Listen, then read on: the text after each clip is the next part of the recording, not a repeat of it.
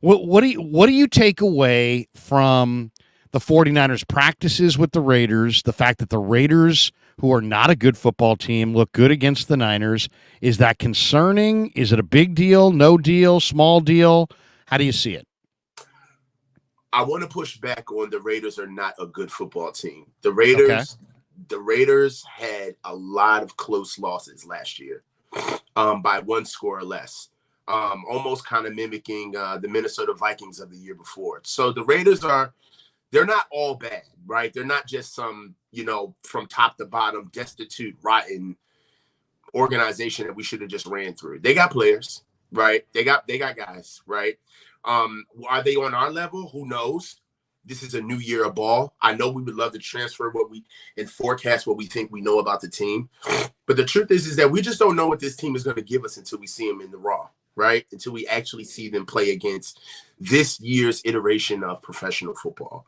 I know we would like to sit back and forecast and think we'd like to know what the Niners are going to do, but it's hard, but we do have to take raw data as it comes in, right? So what concerns me are some of the things that I was paying attention that I wanted to see is that Las Vegas is special in that they're a team that has seen us twice, right? This is the first organization that gets to take their crack at us or practice against us that saw Brock Purdy. They were there for the Brock Purdy emergence, right? So I was really anxious and intrigued to see how they would respond to having a little bit more film on Brock.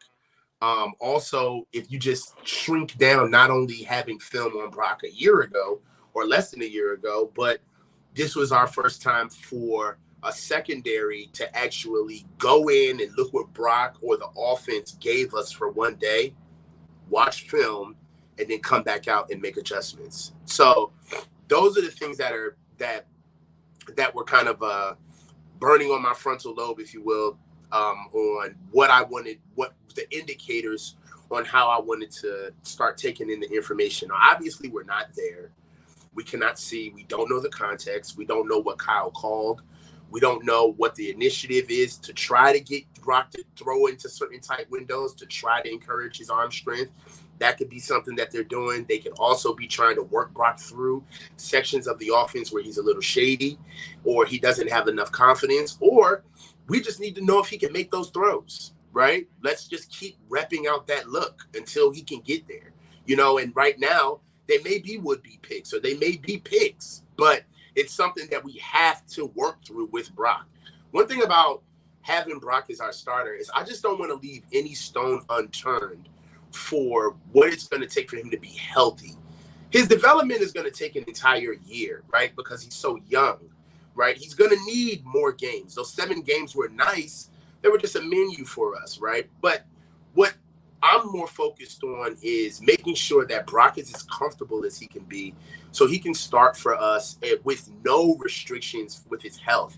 It's already bad enough that there's already going to be teams and other people that already think they know what Brock is bringing to the table. The last thing I want to do is have this UCL injury lingering around for him. We need Brock at his best. Well, and people are freaking out about the interceptions. According to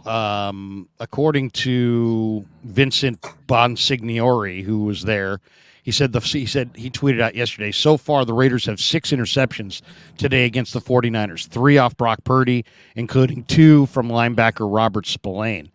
Darnold and Lance threw 1 each, I guess, in the 7-on-7s. So maybe somebody throw another one. I mean, did Brock if he's got 6 and 2 from 1 from Lance, 1 from Darnold? Did Allen throw one? I didn't see that. But did Allen get reps? I don't think so. I mean, that's the other thing too. I mean, that's kind of the bigger question. Is that okay? So Brock threw 3 interceptions, but looking at the reps, Brock got all the reps. Brock threw 28 times. Darnold threw 3 passes. Lance threw 2 passes. What do you make of? I mean, I've been at every practice going into Las Vegas. I've never seen a snap breakdown that had Purdy going 28 passes, Darnold 3, Lance 2. Usually they're much more evenly distributed.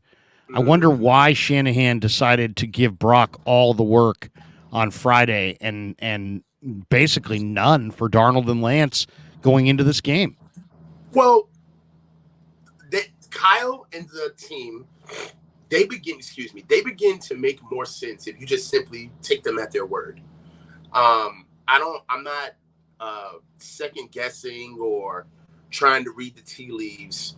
I take Kyle at his word, and then I move from there, right? And what we know is that Kyle said that these practices were more important than the preseason games as far as he was concerned. Well, if that's true, then Brock is going to get the lion's share of the first team reps because that's what Kyle wants to see most instead of preseason games, right? Also, you got to look at just how much control you can have to be able to get good work. I mean, from coaches, and you know this, Larry, from being on different staffs, getting a good look is everything, Yeah. right? Being able to simulate a good look, being able to get a good rep with 22 guys on the field is very hard to accomplish in a preseason game, right? Because you can't control what they're doing. But if you get a good joint practice, now you're kind of dealing with liquid gold because you're dealing with people that aren't inside of your organization, and you get to have how can I put it? Orchestrated chaos with your guys that you really want to understand how they perform in certain situations. So, what does that look like for Brock in a preseason game where number one, reps are of the essence, right? We're still dealing with Brock's arm. So it's not like that's just some foregone conclusion where we can just throw with the kid all day. Every rep literally matters to his development and his health, right?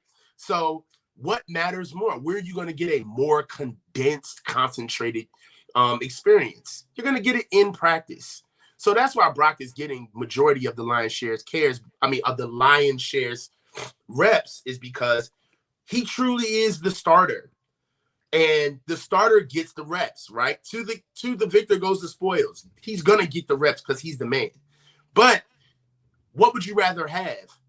28 good reps in practice where you can run something back, you can literally be on the field 5 yards away from him and you can talk to him, or get him in a preseason where he maybe will get 2 series, 3 series. And who knows if there's penalties, somebody may get hurt, somebody drops a pass. It's really hard to get that type of work. Yeah, So no, Shanahan said it the other day. I mean, I asked him the question at the presser. I said, because he's told me in the past that he prefers these joint practices to the games as an evaluation tool.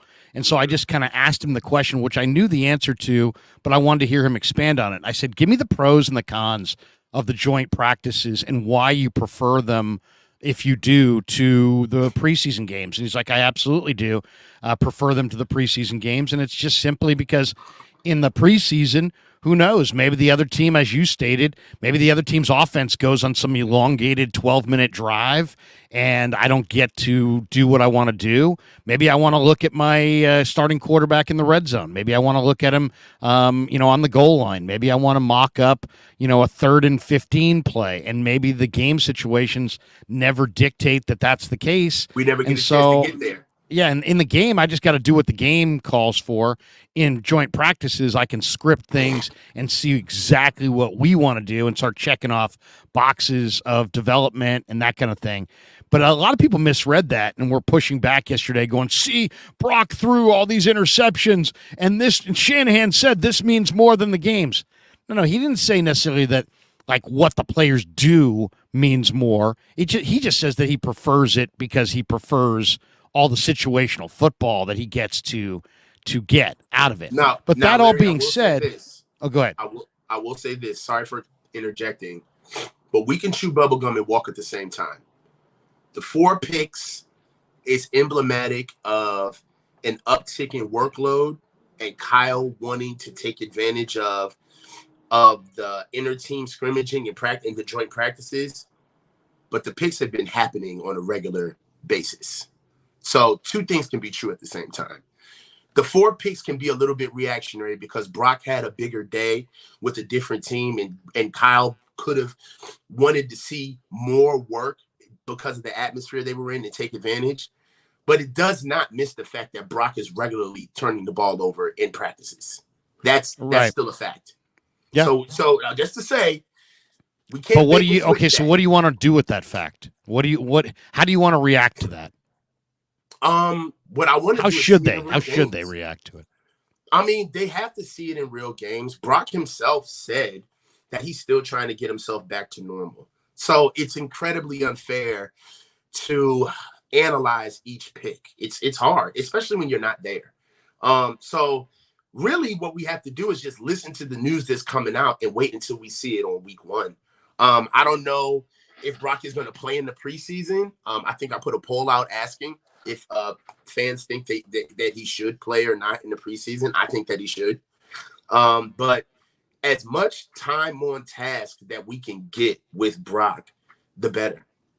He needs to play as much as possible.